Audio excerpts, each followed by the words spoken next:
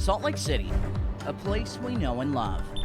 An iconic set of buildings and impressive history. Walk up and down the streets of Salt Lake City and you'll see two things: brand new high-rises next to historic buildings.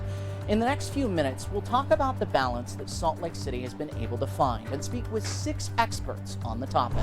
A historic building contains memories. Chris Jensen has restored his own historic home and fights for others to be preserved. You know, our history matters. In a growing city like Salt Lake City, Taylor Anderson, editor of the independent publication Building Salt Lake. there's a lot of tension around how we grow. Each building tells many, many stories. Adrian White, founder of the website House Genealogy. Where we live is very, very unique. Historic preservation is a mixed bag. Rachel Quist, author of Rachel's SLC History. As someone that has a degree in history, Salt Lake City Council member for District 3, Chris Wharton. it's something that I'm always kind of thinking about wherever I am. I'm Wendy. This is Demolish Salt Lake. And Wendy Pettit, the host of the Demolish Salt Lake podcast. I really started researching the ones that we have lost in the past. All of them focus on slightly different topics, but their expertise woven together tells a story. It was built in 1884. It was originally 3 rooms and it's been expanded. On the slopes of Capitol Hill, Chris Jensen has spent a lot of time improving and protecting his home. As I was adding insulation into the walls, I was pulling out newspapers from the 1930s. And this was during the Great Depression that people put in there as insulation. So it tells a history. With his efforts, he started researching and learning what it actually takes to protect homes like his. The answer? Well, the National Registry of Historic Sites is one place you can look, but that's largely symbolic. Where the protection comes in is local districts. Local historic districts are now governed by a 2016 Utah state law, which made their creation much harder. Historic preservation has been stymied because it is so hard to do local historic districts now. Salt Lake City has such a long and interesting history. It's the crossroads of the West. It lives up to its name.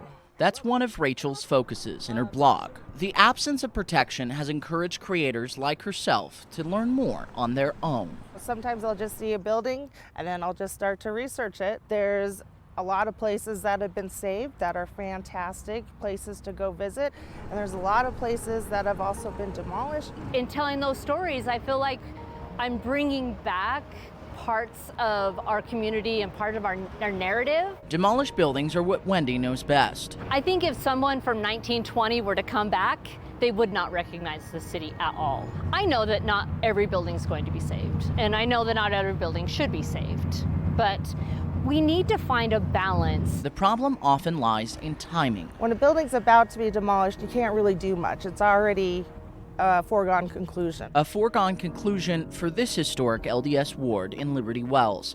The Church of Jesus Christ of Latter-day Saints put the property up for sale with the unique condition that it's torn down.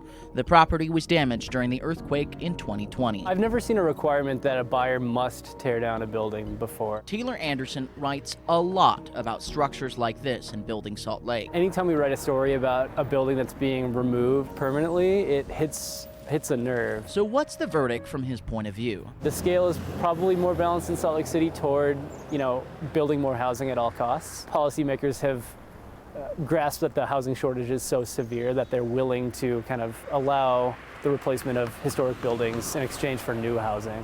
And now, from the day that it's knocked down, moving forward, that's a day that we're without that history. We've moved on. We've torn out that chapter of the book of Salt Lake City. It's a book that Adrian would want to write. We hear about it when it's way too far gone. Which is why when we met, she wanted to do the interview in front of a mansion in Sugar House known as the Musser House. This house is impressive in 2023. I can't imagine how impressive it was back in 1892. A short time ago, this house may have been torn down. Everyone that owns these properties were given, I think, a year to find another place. Instead, developers of the apartments going on this property have chosen to integrate it, and that's part of a growing trend. They're living together. Rather than tearing it down and building something completely new. It's critical to me that as we're preserving that this isn't a building that we just set aside. And it's a trend the city is also starting to embrace. I want to have historic structures that are alive with activity and that take on a new meaning as well. There are a lot of examples. The Charlie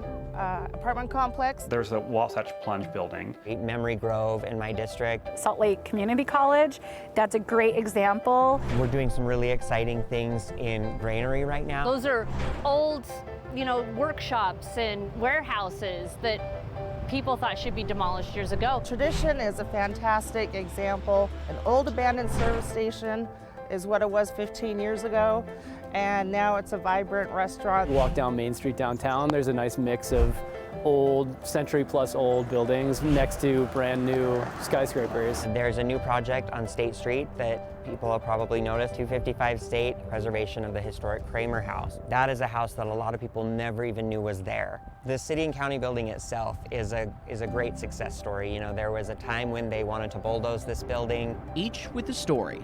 History is never one story, right? It's multiple stories on top of each other. If you know enough about houses and about historic preservation, a neighborhood will tell you its story. So if you're just preserving those fancy mansions on South Temple, you're ignoring all the rest of the people. So it's a balance. Housing is at a premium. There's no denying that. And no one we spoke with believes that every home or structure should be preserved. But it's finding those new uses together. And with more people looking for those uses, the future landscape of Salt Lake and Utah is taking its shape. Empowering neighborhoods and communities to take historic preservation into their own hands. I think we need more historic neighborhoods, more historic areas. I think it'll always be one of those hot ticket items. Let's preserve what we can in the midst of all this new development. I see the development just as another phase of Salt Lake's history. Spencer Joseph. So it shouldn't be stopped. It just needs to be part of the ongoing story. Fox 13 News. The history of this city is a part of your identity. Utah.